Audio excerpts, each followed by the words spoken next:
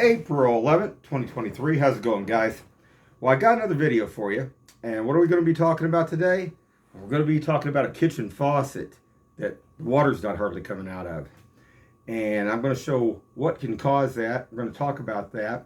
We're also going to be talking about several other maintenance things early in the spring you might want to do on your house, on your car, and some engineering things too that I just can't get over. But I spent 3 hours today looking for this little valve. I went to Home Depot. First I went to Lowe's. And the guy, he didn't even know what this was. This guy's working in plumbing. He's in the plumbing section. Well, if I really get desperate, I can always go to Lowe's and get a plumbing. No problem. I was putting in hot water tanks for 3 years at that apartment complex. And on the side, I was putting them in for $50 just to put them in. So, getting on with this. This guy, he hands me a stem. Actually, a shower stem. He says, "This is the only thing I can find." I said, "That's a stem to like a shower." Now this actually goes into the center of the faucet. It's a diverter valve. It moves up and down. And what it does, if you have a sprayer off to the side of your spout of your kitchen sink there, when you squeeze that, it stops the water from coming out that neck, the metal neck, okay? And this just kind of travels up and down. It can kind of sense that. But when they wear out, they can also start plugging everything up. And I'm going to show you how you can check this. But the first thing you should always check, if you don't have, I got a filtration system on mine. It just screws on where the aerator would be. You need to take that off first and make sure it's clean and clear. That's always the first thing you should check. Most of the time, a lot of time, that'll do the job. Now, I'm going to laugh. Why I'm laughing here too is a few days back I seen a deal about Kansas City water. We're supposed to have the best water in the world. I don't know about that, because I know why I went with Peerless way back is because when we had the other faucets, what I call the old faucets that had the stems, that had the little rubber washer with the screw in the bottom, they'd get so corroded down in between there, and the rubbers would get so eat up, and you could almost count on it every other year at the most, sometimes every year, having to replace those. Not good, guys. So Peerless, they come up with a better little thing. They had like a little spring under a piece of a rubber that kind of pushed up against a flat metal piece with two holes. And when these two holes came around, it allowed the water to go through. So it always had just constant like pressure there. And when you closed it off, the water stopped going through that spout. But I'm going to show you how I figured what was going on here. I went to Lowe's, they didn't have it. Went to Home Depot, they didn't have it. I went to Menards, they didn't have it.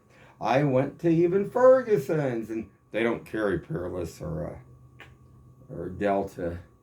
But they were talking, one of the plumbers there was talking about Gerber. I don't like Gerber because I was out there at that apartment complex for 3 years, and that's all it seemed like what I did was replacing those stems all the freaking time. I mean, we bought them in box loads of packages and had to keep replacing them and stuff. So, not good, guys. Now, where I live here in Independence, I actually have Raytown water. But it's not just Raytown water. All this water comes from Kansas City, Missouri. Kansas over there. Probably, I'm sure that's probably where it's all coming from. Is over there from North Kansas City, probably from the main area. And Raytown buys the water, I think, and from them, and they pump it over through like substations and stuff like that. But I'm going to show this, and then online. I mean, I can get this online. I was hoping I could get it one place. I figured maybe somebody right here would have it.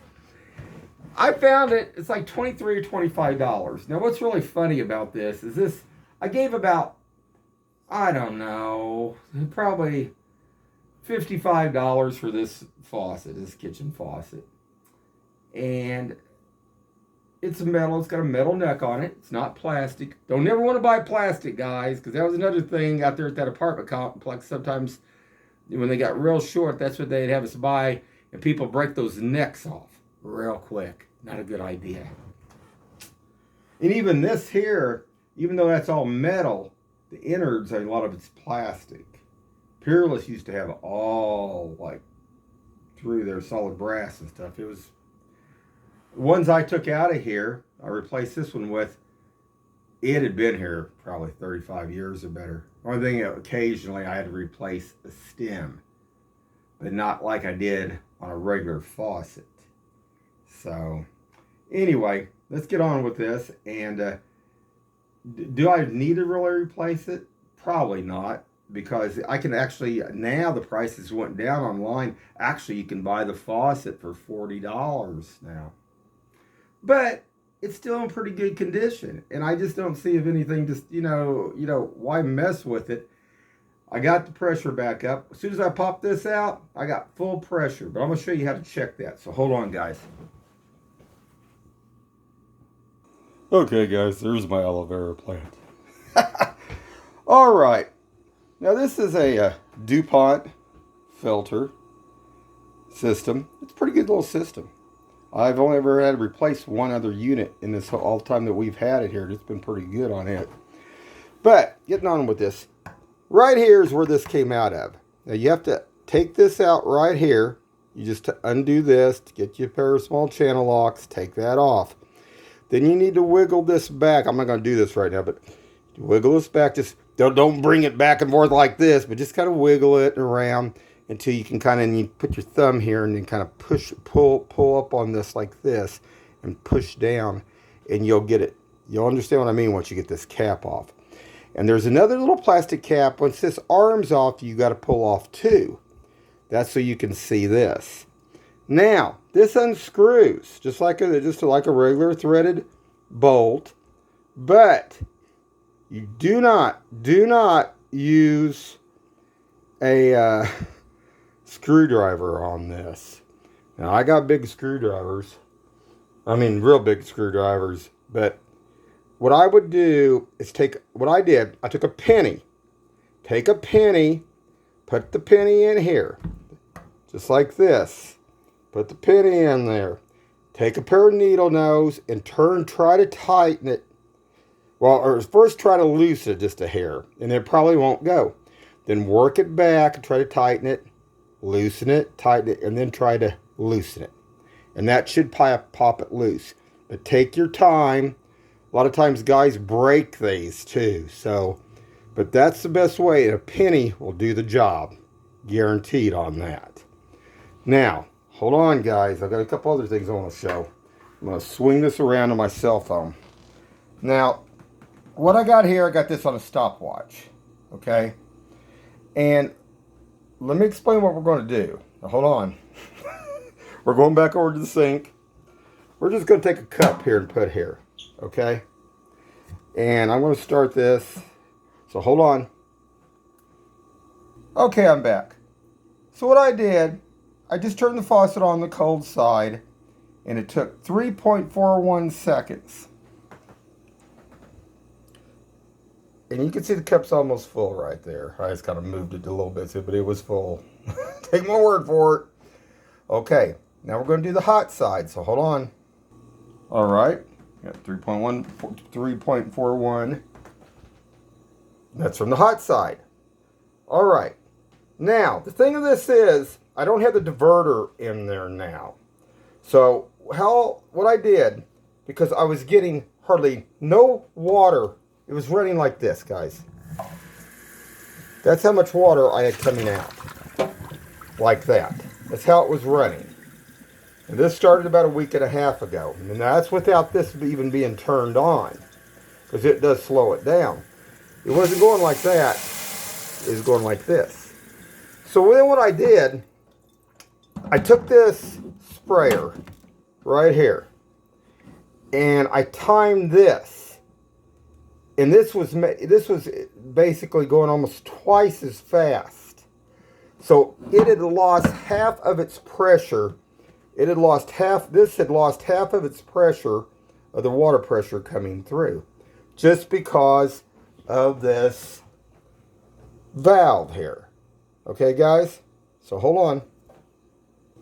Okay, so that's 3.37. And that's pretty close to being even. That's a good thing. So hold on, guys. All right. So this is the breakdown right here. This is the valve I was showing you. Here's the top metal one I told you had to take off. And here's the little plastic cap that's got to come off on top of it. This, of course, has to be pulled off. And that's all you have to do. And that pretty much just fixed the problem. So, what happens without the diverter? Okay, let's talk about that for a second. I'm going to turn this on. I'm going to take this sprayer right here. Now watch.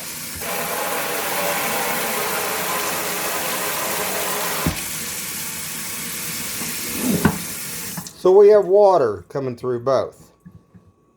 Okay, guys? That's the only thing. So, this faucet sells for 40 bucks now. Replace it. It's still got some good life left. Just take the diverter out. One other thing, very, very important, guys. I went in and looked at some other videos.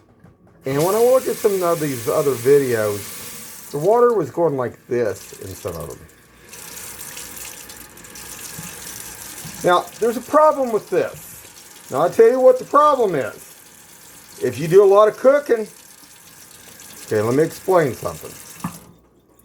Yeah, and this is very important. Hold on. If you do a lot of cooking and you're running water that slow through there, it might clog up through your sewer line. Not having enough pressure going through there. Now you will flush your toilet. That'll help push it down. If you have a washer, that's going to push some of the stuff down too. But if you do a lot of cooking, now I don't try putting much down my drain. I make sure everything pretty much goes in the trash, but I do eat a lot of eggs. And I have to clean those frying pans, okay? Those frying pans get a lot of egg debris. And if you don't have the pressure pushing, even though they use garbage disposal, everything else, it's not going to push it through. It can actually build up and cake up in your main line. So it's really important if you're having, like you're definitely in a kitchen, mostly in the kitchen. You know, in the bathroom, hopefully you don't have that much dirt on you in the bathroom or shower. But in the kitchen, yeah, you want to have good pressure. Definitely so. So, I hope that kind of addresses some of the deal. Very disappointed in this, though, because I figured that somebody would have this around here for maybe $7, $10, $25 almost, Peerless. This is a the faucet is a P225 LFW. A P225 LFW. But I still think Peerless has got a hell of a good setup. And works pretty good. I just put that in a little over a year ago. And this valve's already. And every 2 to 3 years, I have to replace the flush handles. I use metal flush handles in my toilets.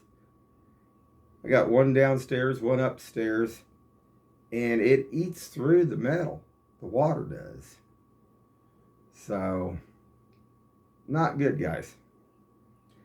But anyway, we'll go from there. I got several other things I would like to talk about here, so hold on just a second.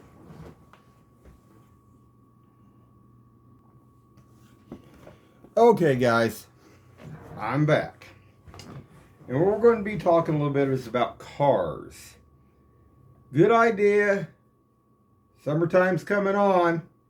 Good idea to check those brakes on those cars for one thing. Just last week, I put a set of brakes on mine. It took me 30 minutes to put a front set of brakes on. Your front brakes were a lot quicker than your back. They take a lot more of the load, probably about 75%. where the back ones don't as much. If you got the ceramic, they last a long time. Don't have to worry about them as much. Battery. Check your age of your batteries, guys. Your batteries are really important. And boy, the first thing that happens in the summertime, that's one other thing. I want to talk one more thing about the plumbing. When I was out there at that apartment complex, there's patterns. Now, in the springtime and in the fall, hot water tanks pop like firecrackers because of the temperature change. And it happens every year. We would have a ton of hot water tanks go out in the spring. We'd have a ton in the fall. And it happens. I mean, it's a good season for the plumbers. Very good season for them. Definitely so. But let's talk about the car for a second. Batteries. Batteries, the way the cars are built today, it isn't like the alternator could power the whole vehicle. They're not made that way. They also have to be assisted with the battery. They keep the battery charged, but the computer can't function correctly if that battery's not up to par. Got to have good alternator too working there, but it won't hold the whole thing. So definitely check your batteries for maintenance for the spring here. I would recommend that more than anything of all. Check all your fluid levels, definitely. Coolant, you want to check that. There's ways to do that if you don't want to actually go in and pressurize the system. Some of that stuff gets dangerous because if guys don't know what they're doing, they actually can mess the engine and the cooling system up. My whole thought on all this is if you could actually either drain it. What I do a lot of times, I will either drain it from the bottom if you have a port, or I'll actually suck it out. You can actually go like to Harbor Freight, you can get a pump it out while it's cold. Don't do it while the car is running. Don't do it while it's hot. But it's a good thing because there's kind of like an acid that will build up in there. And there's lots of different kinds of, what am I looking to say, antifreeze and things. GM had a hell of a big problem with theirs a long time back. Cool. It was eating through all the head gaskets and stuff. They had to change a few things on that. But just some good information on all this. And like I said, I'm going to talk a little bit about also engineering and stuff too, on a few things too here. But what I got in my hand, somebody was asking me something a while back about this too. And in the summertime, when you guys go get gas, most people don't think about what's going on. They just go up to that pump that. Lots of things go on, guys. You don't know everything what you're getting in there either. Definitely not. But what this is called Water Finder.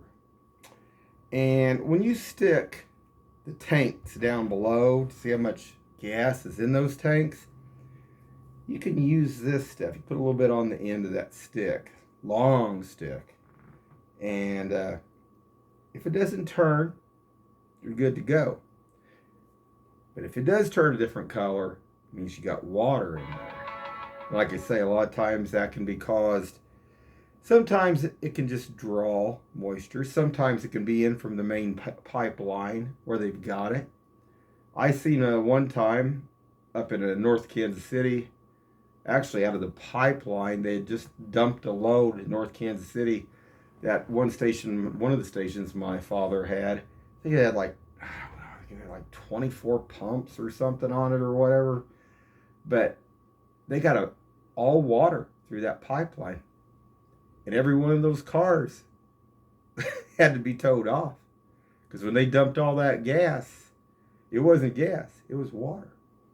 So it's something also to be aware of too. But like I said, if it's just minute, they can usually take like whatever it was, methanol, I think it was ethanol, or one of the two of them.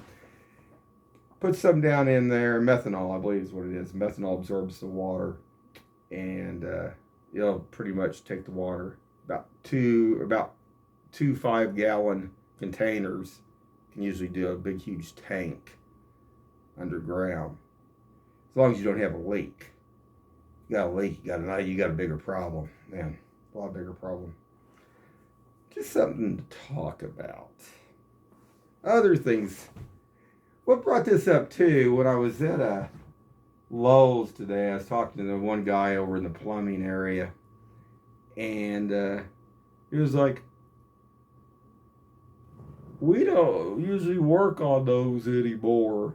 It was like, you don't work on a kitchen faucet, you don't replace the stems, you don't, or the diverter. Or the diverter ain't any different than the stems. Well, what's the difference in it? You know, I don't know, guys. Some of this stuff and some of these people, when it comes to this stuff, it's just like when like they always say, the new generation. This new generation, I don't see no good in all of them. I mean, when it comes down to that, I mean, they don't know how to do nothing. They don't know how to fix nothing. They don't know how to do nothing. I mean, come on, guys. What's wrong? I mean, with them out there. I mean, they don't know how to do anything. They just buy another one. I don't know. So we're going to talk about some engineering things. We're going to talk about a feeler gauge I bought. Made in the USA. Not good. We're going to be talking also about, like I say, we're going to talk about a little bit of engineering stuff here. And stuff also if you're working on the cars or other things. We're going to talk about non-seize compound. Now, what do you use non-seize compound for? Well, you can use it on certain splines of things. Now, this stuff here is anti-seize thread lubricant. Let's see what brand this was. I can't make that out all the way. But it's copper. Actual copper. Now, this stuff's hard to find. You have to hunt this down. But this is the good stuff. Now, I worked in a lot of different places. And a lot of bad places, too. Mostly bad. Worked at a golf course. Working on a golf carts. That's a little bit downsizing from rebuilding engines and knowing engineering. But brakes on those golf carts, where actually you put the hubs on and stuff for the splines, they had this anti-seize compound that was made. It was gray, and that stuff, when it would get hard, it would just get brittle, almost like clay, and break off, and it would actually seize. It was almost like concrete or glass sometimes. This stuff won't do that. If you're working with anything around machining or anything, this stuff actually works, and you can pull it on and off, and it will actually take the heat. This is some good stuff here. Definitely. Oh, and I'll show you something else, guys. Kind of cool. I worked at another place for about a year out here at Blue Springs. It was a machining place. And this here, what I got in my hand, is a valve. What do you think kind of valve that is? It actually, they have like thousands of these in like the pipelines that come down, and to relieve pressure. That's what this is. This is made out of kind of like a certain kind of polymer. And I was sitting there on a computer screen, and we were grinding these at an angle. You got to also be able to readjust it once it gets out of sync too. I'm sure everybody can do that. No big deal. And this is what really got to me. I think I got this at O'Reilly's. Vance, O'Reilly's, AutoZone, one of the three. I think this is O'Reilly's, but it's called PT Tune-Up Gauge. Now, I'm pretty sure this was made in, well, let's see a minute. Maybe it wasn't made in the USA. I thought it said it was made in the USA.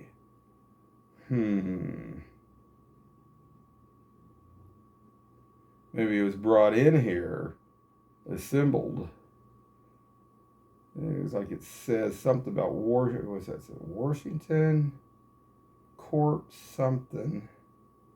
Because I could have swore it said it was made in the USA.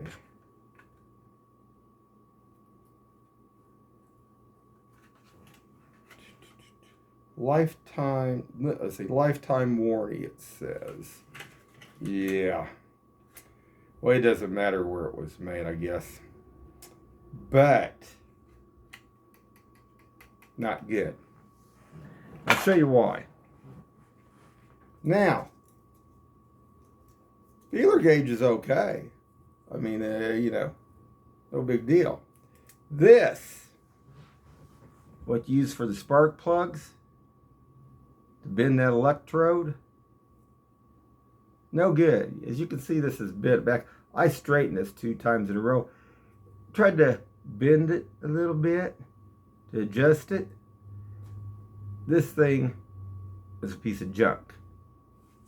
Like I say, this is what this is. It says PT tune-up gauge.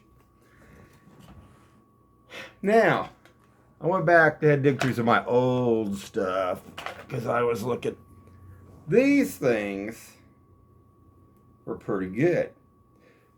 The problem is they're a lot thicker, and you can actually bend that electrode on there.